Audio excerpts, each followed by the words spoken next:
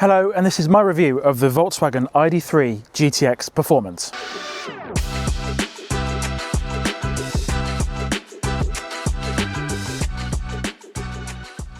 The ID.3 in its current incarnation was launched back in 2019, and in the UK at least, it then went on sale and started being delivered to customers in 2020. It was pitched as this brand new ground-up electric vehicle sitting on its brand new ground-up electric platform called MEB.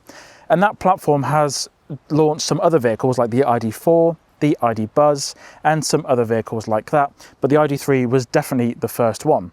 Essentially, the ID.3 was pitched as the brand new electric Golf and was kind of designed to take over from that car, although things have changed in the time period that the ID.3 has been on sale, and an ID Golf is rumoured alongside the upcoming ID Polo.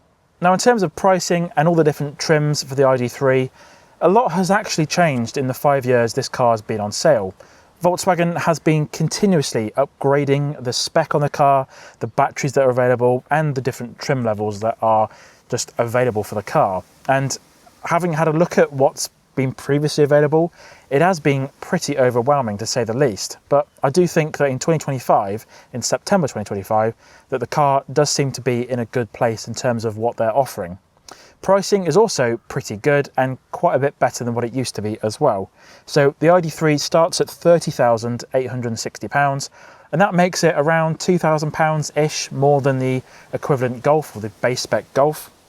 It then goes up to £48,360 for the top spec GTX Fire and Ice. That's a limited time model, a limited edition model that takes inspiration from an old Golf from the 90s and has a very nice dark blue purplish exterior colour and some very unique red and blue accenting in the inside as well. Do think it's worth a look at, it does look quite unique. The GTX Performance, like this one, is £46,325, and in Germany they do offer the GTX with a bit less power, but in the UK we only do seem to get the GTX Performance, which has around 320 brake horsepower. The car on test, because of options, is £50,695. Pretty much all of the ID models that the company has released to date have this very cab-forward design. And that does a few things. It keeps the footprint of the car the same, but maximises the interior space. And as you'll see a bit later, the interior space on the ID.3 is actually quite impressive considering how sort of reasonably sized this car is. It's about the same size as the combustion Golf, but the interior is a lot bigger really, and it's actually quite impressive. Now, obviously the bonnet is quite short, and we'll have a look under the bonnet a bit later, and there's actually no frunk underneath here, just all the electronic gubbins. So we've got this relatively short bonnet here, a very smooth design to maximise the aerodynamic efficiency. Got these matrix LED headlights on this one, which do turn as you move the wheel, which are quite impressive. Got adaptive high beam support, we've got LED lights everywhere, and these are actually really quite impressive. And they do sort of adjust based on what side of the road you drive on. So if you take it into Europe, the whole car will know it's in a different country and sort itself out. Quite a nice improvement there. Haven't got to faff around with stickers. Got a big, large black and white VW badge here and the LED light strip along the front. Again, very smooth down here, and the differences between this and the standard versions, you get these little LED lights around here. You'll get this on all the GTX versions, the Buzz, ID.5 and the ID.7. Nice little sort of family design element there. Now, the biggest change is the grille down here. We've got this diamond pattern grille, and that is simply not there on the standard versions. Allows more cooling to the system, more cooling to the battery, because it is quite a big battery on this version, and I think that looks quite nice really, quite a nice design touch. There's some parking sensors, some extra bits of gloss black down here, and we've got a front-facing camera. Now, this front-facing camera is not standard on any ID.3 version, but it does come with the Assistance Package Plus, which we'll talk about a bit more later in the interior. What do you think about the front-end design? Let me know in the comments down below. Because of the unique shape of the ID.3 that has a very short bonnet, there isn't actually much space under here at all, and the company seems to have done quite a good job in terms of packaging. You can see there's not much of an opening here, and you can see all the components. This particular version doesn't have the heat pump, which would live underneath here somewhere, but we have got the top up for the screen wash and all the different fluids as well. Before we go any further, I would really appreciate it if you could subscribe to the Interface Cars YouTube channel. There's lots of content coming on a regular basis. New car reviews like this one, infotainment walkthroughs and EV charging guides. Thank you. The side design on the ID.3 has always been fairly simple, but the GTX version does change a few small elements. For example, this section here is gloss black, but on all other versions of the car, it is silver. We get some black mirror caps here, black GTX badge, and the side skirt along the side is being added and it is in gloss black. Nice sort of aggressive design piece there as well. And also the rear windows are tinted as standard. There are two different alloy designs to choose from. Both are 20 inches in size and both are in this Skagen design trim. These ones are gloss black, but you can also get them in diamond cut finish as well, which are personally my favourite. They have this kind of turbine design to them, which looks quite nice, but it is also a bit unfortunate to see, given the price of this ID.3 GTX, that the brake calipers are plain silver. Would it be nice to see a red brake caliper like you get on the Golf GTI? But that is what it is really. For an extra cost, you can get different sports tyres, but those do have less efficiency on this particular car. For colours, there are a few different options. You get the choice of Grenadilla Black, Moonstone Grey, Scale Silver, Glacier White and King's Red Premium Metallic. The latter of all of those is £965. As I mentioned earlier, Volkswagen has been fiddling around with the spec and what's available on the ID.3 over the few years it's been on sale.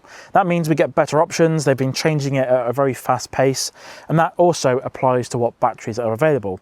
As it stands now, at the time of filming, in September 2025, there are 3 different batteries to choose from on the ID.3. You get a 52 kWh unit on the base spec trim, and that's actually a 55 kWh battery once you take in consideration the buffer zone. A 59 kWh version as well, and then the GTX version comes with a 79 kWh battery pack, although that is now available on some of the higher trims as well. That battery is actually 84 kWh in total, but VW has reserved 5 kWh for a buffer. The charging port itself is on the rear right hand side of the vehicle, so on a UK car it's the driver's side. It does mean this placement is a bit of a pain when using Tesla chargers, especially the V2 and V3 chargers. Sometimes the V4s are absolutely fine, but they can be placed a bit weirdly sometimes, but I've made it work and it's been absolutely fine for me. It's important to remember there's no bi-directional charging supported on the ID.3, although it was announced at the time of the car's release. A heat pump is sadly optional and it's £1,150. I would have kind of expected Volkswagen to include the heat pump on the GTX version, considering it is nearly £50,000, but anyway. One of the things I'm really impressed with is the charging performance on this car. It's a 400 volt system, which means you'll get full access to the speed that those Tesla chargers can offer. And it's 185 kilowatt DC, and I have seen that peak at that speed. That means 5 to 80% is handled in only 26 minutes, and that is very, very accurate really.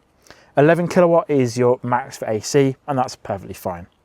The charging socket itself does have one bung for the DC pins. It's got a rubber gasket around this section here. And just remember that you have to unplug this section here to access DC chargers, and the top section is for AC only. In the front, there isn't a massive amount that has changed between the standard versions of the ID.3 and this GTX version. There are obviously the subtle nods that VW do. So you've got some red stitching on the dashboard here, which is quite nice. A specific GTX steering wheel, which is pretty much the GTI one with different badging. Not a problem there at all. And these seats are great. They're covered in microfiber. They're called Ergo Active, which means they sort of have massaging functions and different things like that, and different profile modes as well. They've got some GTX branding inside the headrest there, and it's all finished in nice leather on the outside with some red stitching and a bit of red piping around the side. Very, very comfortable seats actually.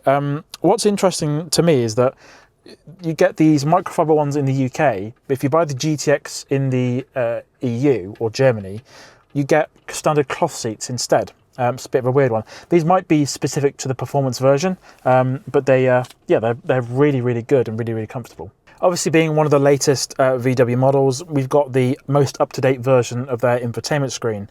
This screen is 12.9 inches in size, and it's got a massive amount of features. I think one of the things, which I'll discuss this at the end of the video in the conclusion, but one of the things that's quite most apparent to me is that in the years since the ID.3 has been released, the amount of iterative changes that the company's made does add up to a significant amount. And this screen, while it's not perfect, it is a lot better than it used to be. For a start, it's larger, and now the slight swipey button things, basically for the climate control and the volume, now do light up at night time, which is just a no-brainer.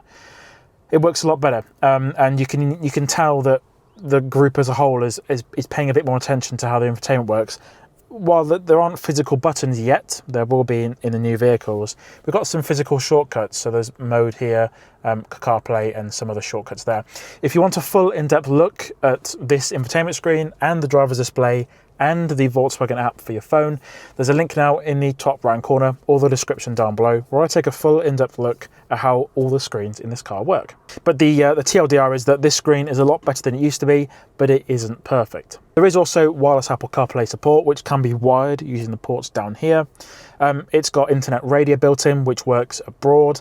There's a whole host of features, just make it quite a nice system. This one, for example, because it's got a few other packages, has automatic parking. It's got cameras all around the car, which you can see from this screen. So I think they've done quite a good job, really. Like the other vehicles, there are some haptic buttons on the steering wheel. This will get changed in future versions of the cars that the company is going to be releasing. But we've got some buttons on this side for your cruise control and your volume. And this side is your skip tracks and for controlling the heads-up display and the driver's display. That's one of my favourite things that Volkswagen has done, actually, is how you interact with the heads-up display and the driver's display. It's all widgetized. You can get a good and very easy to understand view of how everything works. And I've only ever seen it on these types of vehicles that Volkswagen has made. These cars will not let you undertake when the cruise control's on, so I really like that. And the way it displays that information to you is super simple to understand on these screens. On the sides of the steering wheel, we've got a stalk here for the wipers and the lights, and this side are your gears. On very early versions of the ID.3, the gear stick selector was up here, which is probably why they got the indicators on there as well. And it was a bit of a weird place. It's now in a much better position. The steering wheel itself can be adjusted for reach and rake, so it does come in and out quite a long way, and it does go up and down quite a long way as well. And what's nice about the ID.3 is that the screen for the driver is actually stuck on the steering wheel column, which means you always can see the stuff on the screen, no matter of where the steering wheel is positioned. And you can get it in a nice low position for sporty driving, or in a pretty comfortable one as well. Another weird thing about the ID.3 is that the light controls, this hasn't been a problem for me at all actually, but in other ID models, the light controls are on the right-hand side. They're now behind this section in a weird, awkward place. I haven't touched these light controls once while driving the car. It's just to turn on the fog lights, but the lights will come on themselves anyway, so not much of a problem, but it is weird that they are in a weird place in the cabin. Now, I mentioned earlier this car's got automatic parking features, and that comes as courtesy of the Assistance Package Plus, which includes IQ Drive. This package adds a whole host of things, such as keyless entry and starting. There is a start button on the side here. Park Assist Plus, which is the feature that will park by itself for you. Travel Assist, so automated driving on motorways, which works really, really well. The front camera on the front of the vehicle, and Car 2X. I haven't heard too much about this, but it's basically lets other ID cars talk to each other when they're nearby and tell them about different incidents on the road. And as well as ambient lighting as well, which is quite a nice feature. That's quite an expensive option. It's about £2,000. I will put the price on screen now, but it's quite nice to have this particular option on this test car, and it's got sort of a good example of what you could expect. We've also got a massive panoramic sunroof, which is £795, and we've got front carpets in the front and the back. That's £105. And on the GTX at least, this car comes with the comfort package as standard. And that means you get heated front seats, a wireless phone charger down here, a leather and heated steering wheel, and 2-zone climate control. Now, the wireless phone charging pad is in a weird place. It's like in the middle section here, and it does have a tendency to overheat your phone sometimes. I mean, not all the time, but and also it doesn't quite get the best position, even though it has got little shoulders for the wireless phone charging. It doesn't quite seem to get the best position for your phone, but it does work relatively well. There is also a front holder there for your phone as well, if your phone doesn't need charging. We've got two cup holders down here, both with little grippy things. These hold the largest of cups and the smaller for cans and bottles due to how they're shaped, so those work really, really well actually. Down here we've got a small bit of netting for various bits and pieces because the glove box in this car is relatively small. This is a left-hand drive car first, essentially. So if your driver was on this side, the fuse box will be there, but they haven't moved the fuse box this side, so that's exactly where that is located. Down in the central section, we've got a good bit of storage in here for various bits and pieces. We've got a movable little tray, basically, so you can move that wherever you want and hold different things in there. And there's two USB-C ports for charging devices or using Apple CarPlay wired. One thing I really like about the ID.3 is these armrests. So the passenger gets an armrest and the driver gets an armrest as well. And these are basically infinitely adjustable. It's really, really good. These are the same ones you get on the ID Buzz, but on the Buzz you do get one either side. And it's just got so much adjustability here. You can put it wherever you want, and it just provides a nice, comfy driving position. And I wish more cars had this option. Obviously, it's due to not having a massive centre console. Something like the Cupra Born, for example, doesn't have these because of how it's all set up. But it's nice to have these armrests in the car. It just provides a nice, as I said, a nice, comfy driving position. We've got some cloth-lined door bins with a bit of sort of removable carpet in there, and unfortunately, one of the main issues with the ID.3 is still here. I haven't personally had this problem because I haven't had any people in the back seats, but we have got the two window switches. So if you want to use the ones in the rear, you have to press the ones in the rear, and you've got all these haptic touch-based controls, which are a little bit of a faff. But to be honest, in day-to-day operation, they're not as bad as they sound like they are, but it would be nice to have some tactility back on some of these controls because you do have to sort of look what you're doing to adjust the mirrors. Up above your head is the controls for the sunroof, which opens front to back, so you have to swipe on it to close and open it. Got some touch-based lights here and some pretty standard sun visors as well with built-in LED lights. So what I mentioned earlier about the ID.3 having that cab forward design and giving more space to the interior, this is where you mainly benefit from that space. Obviously you've got a pretty decent sized boot, as we'll see a bit later, but we've got a massive amount of room for the back seat passengers. I've got this seat set up in my driving position, and I'm around 5'7" in height, and I've got it on the pretty much the lowest setting, so there's not much room underneath the driver's seat, but there is a little bit, of course, and it's just got loads and loads of room. The car feels really, really big, so if you're in the back seats here and looking forward, it just feels like a much bigger car inside than it might look like it is on the outside. So that's one of the main benefits. We've got this pretty decent bench back here with a completely flat floor, and these are really, really comfortable, so you can get a good comfortable position back here with some headrests as well. And the bench itself, you've got seating for three, so we've got a middle seat in the middle, and that's fairly nice, and you've got enough room there for two passengers either side. And in the middle section here, we've got a armrest with two cup holders in there, pretty good as well, and a load through hatch for skis or bits of wood from IKEA, so that's pretty good as well. But down here we've got two USB-C ports for charging devices, and in the back of the seats we've got these map pockets as well. General visibility, because this car's got a sunroof, is fine. Lots and lots of glass in the ID.3. The door sills aren't too high, which is good, so these windows are quite large. We've got a really good view out the front, and even though, as I said, this is the GTX version, these seats aren't too obnoxious and large. They've got a good amount of visibility, and you have got the holes in the middle as well. So I do think the back seats are pretty decent, and we've got a really, really good sound system in here. Even in the back seats, this sounds really, really good because there are speakers in the doors here, speakers down there, and we've got a good amount of storage as well for various bits and pieces. All versions of the ID.3 do have this black section on the boot. It reminds me of the Volkswagen Up actually, which had a black glass tailgate. Pretty nice design element there, and it helps break up some of the design. We've got the GTX badge finished in black. All of the versions of the ID.3 do have just ID.3 written in white. Got the black and white VW badge, which is a flipping badge, and that does have a dual purpose as a boot opener, but also has a camera inside for the reversing camera, helps keep it clean. We've got the rear wiper here, which is a really nice thing to have, and a pretty decent and chunky spoiler there. Got a tinted rear window as well, and these wraparound rear lights, which are LED. I do like that they come in quite far. It gives the ID.3 a very distinctive look. Elsewhere on the back, that's pretty much it in terms of GTX exclusive features. We've got a different colour diffuser at the bottom there. That is different compared to standard versions. Now in the boot itself, we have got 385 litres of space, and it might not look like it, but it is a really deceivingly large amount of space. You can actually get 2 standard size suitcases in here side by side, which is really, really good, and a bit of space on this side as well. So it kind of works really well. Volkswagen in this particular press car have included a Type 2 to 3 pin adapter, which is about 100 and something pounds. I'll put the exact price on screen, and a Type 2 to Type 2 adapter as well, and it comes in this little box. Underneath this false floor, which is a option extra, it's around £75. We've got a bit of storage underneath there for different bits and pieces. Could be a charging cable if you want to put that underneath there.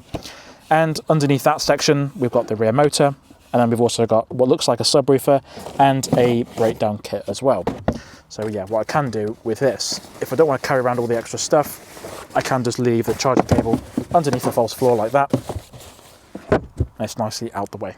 Other side, we've got a 12-volt socket on the right-hand side, a nice pocket of storage this side as well, and a pocket on this side, and some tie-down points too. If we fold these seats down, that reveals even more space. With the rear seats folded down, which they don't fold down completely flat, you do get 1,601 litres of space. So what's the ID.3 GTX like to drive? Well, VW has obviously put a lot of work into this car, and despite the name GTX, this is, for all intents and purposes, the ID.3 GTI. And it's got a lot of GTI features. Obviously the exterior is very aggressive. We've got these sport seats inside. We've got this sport steering wheel. But there's also the dynamic chassis control, which VW uses in the Golf GTI. And it's got adaptive chassis support as well. So there's a whole lot of stuff going on here that makes this car handle really, really well.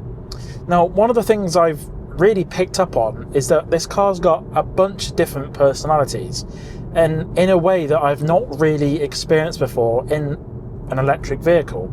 I mean, one minute you can be regenning down a hill in B mode, in eco mode, and it's saving power and it's being really, really efficient, which I've been getting this week. And the next minute you're in sport mode and you're absolutely ranking it around a B road, and it's just making you smile. And I think for a lot of people, they just see that the ID.3 is a hatchback, an electric hatchback, and VW so happened to put more power in it. But it's definitely a lot more than that. They've done a lot more than just shove more power in the motor. They've done a lot of work to make this car handle in a very dynamic way. So at the moment, I've got the car in eco mode, and it's very, very tame. I mean, the throttle response is very laid back, which is kind of how you really want it around town, really, and it does save some power doing that. And the steering nice and light, and it's very, very nice. And obviously the top speed gets limited to 80 miles an hour. So we've also got comfort, which unlocks the top speed a bit more. The one thing I quite like is how dynamic the range meter is. So in eco mode it's saying 227 miles of range, in comfort it's saying 225, sport mode saying 223, and then individual motor says the same as comfort, so it's all pretty predictable. And in my experience anyway, I'll get to the efficiency in a second, the range on this car is very, very accurate. So as long as you're not going a constant speed on the motorway like 80 miles an hour or 70, the range just seems to get higher and higher as you drive along. So as you're driving more efficiently, it seems to be very, very sure of itself and doesn't want to worry you too much. The range will just go up. So once you put the car in sport mode, it becomes a completely different beast. I mean, the steering gets very, very stiff. The ride gets a bit more uncomfortable, and the throttle response on this car, obviously we've got about 321 brake horsepower roughly, and it is absolutely ballistic. Doesn't sound like a lot, not rear wheel drive, 0 to 60 in 5.7 seconds, 321 brake horsepower, but it is absolutely bananas. So just takes off like an absolute rocket ship. And it's fast on a straight road, but it's around the B roads where this thing sort of comes alive. So just absolutely bananas. It's those corners you turn into slowly and then power out of them very quickly.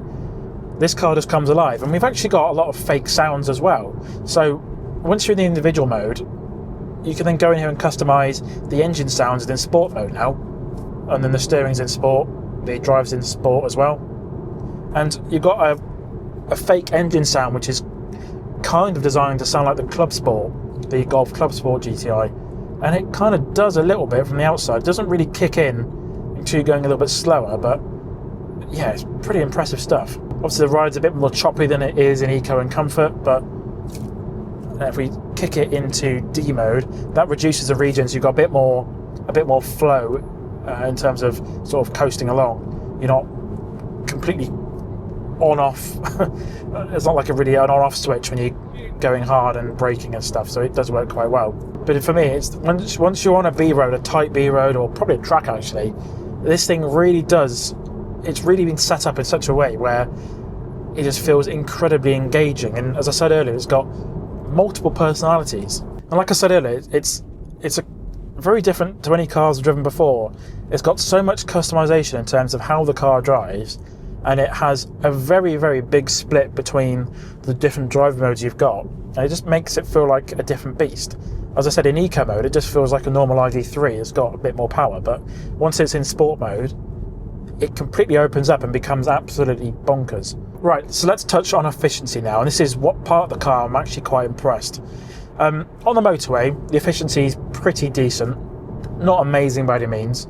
I recently took this to Europe. There's a video coming to the channel soon where I drive from the UK to Munich and highlight how the car is done. So if you want to watch that, there's a link in the top right corner. When you're driving it normally, you get really, really good efficiency. On the way here, it's mostly A roads and B roads and stuff.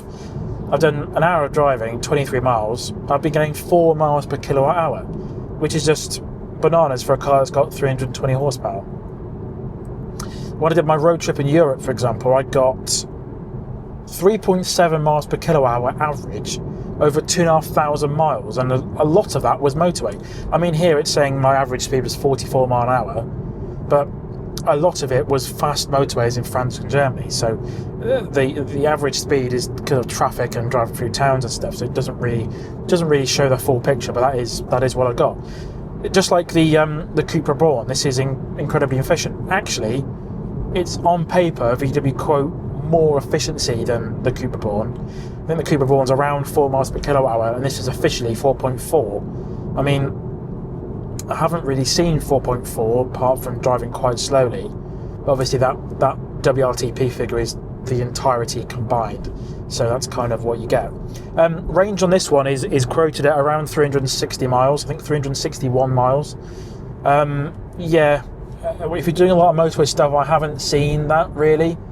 I've been seeing around 310 miles, maybe 300 miles. But again, I've been driving on the motorway. If you drive it more normally, the range on the car will just go up. So it will kind of learn what you're doing over the past few minutes or something, or the past few hours, and give you an accurate representation of what the range is going to be like.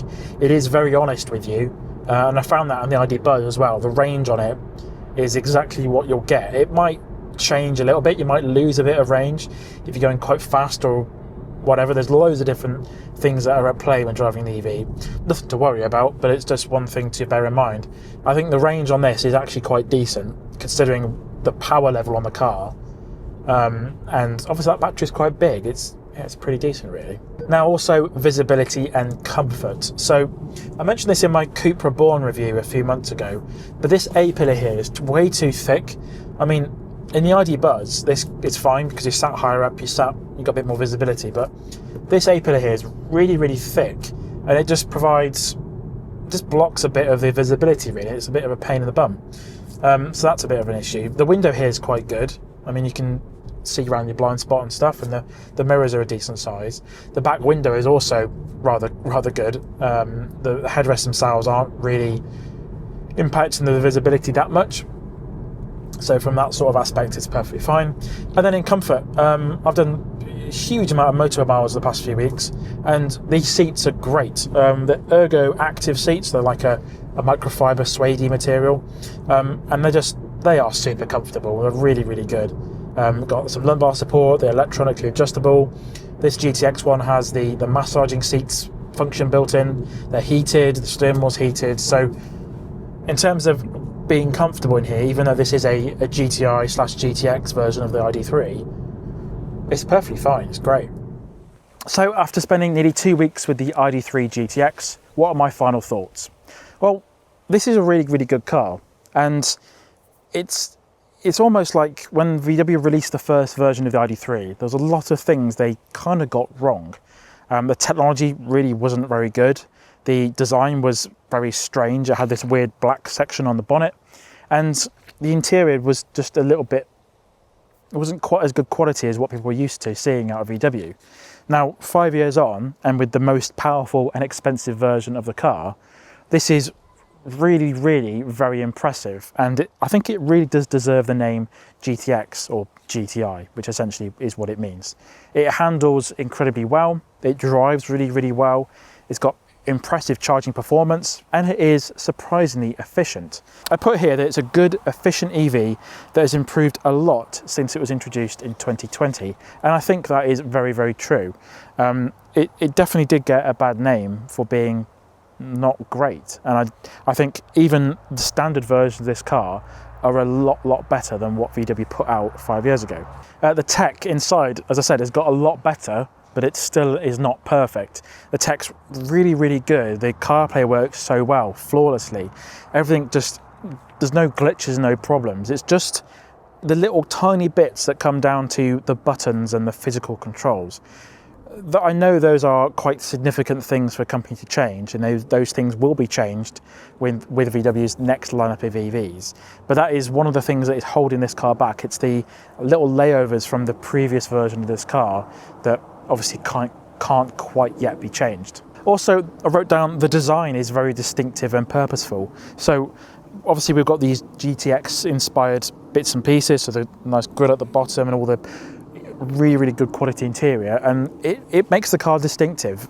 It's very hard to distinguish this from the Cupra Born unless you look from the outside, and I do think that's what Volkswagen and Cupra kind of needed. They needed a bit of distinctiveness between their two cars, and the GTX ID.3 is, yeah, it's really, really good. And I'll just come down to the range again. I'm super impressed that the amount of power that this car's got, around 320, it really hasn't impacted the range. One of the things I was super impressed with on the Cupra Born, although that had a smaller battery, was that the efficiency was just incredibly impressive. I've been getting 3.7 miles per kilowatt hour average over the last 2,500 miles I've done around Europe. But even just driving this up some B roads around here, I was getting over 4 miles per kilowatt hour without trying. So just on the motorway, it does seem to drop off a little bit, which is perfectly fine to accept. But around town and around some B roads in the countryside, it's incredibly frugal. And as I mentioned in the driving section, it's got loads of personality. Once you stick it in eco mode and stick it in sport mode, there's a massive shift between what the car feels like and how it drives. But before we go, I'd love to hear about your thoughts on the ID.3 GTX in the comments down below. Would you get the GTX ID.3 or would you get the Cupra Born VZ? I'd be really, really interested to hear what you think, because I'm being really, really impressed with the ID.3 GTX.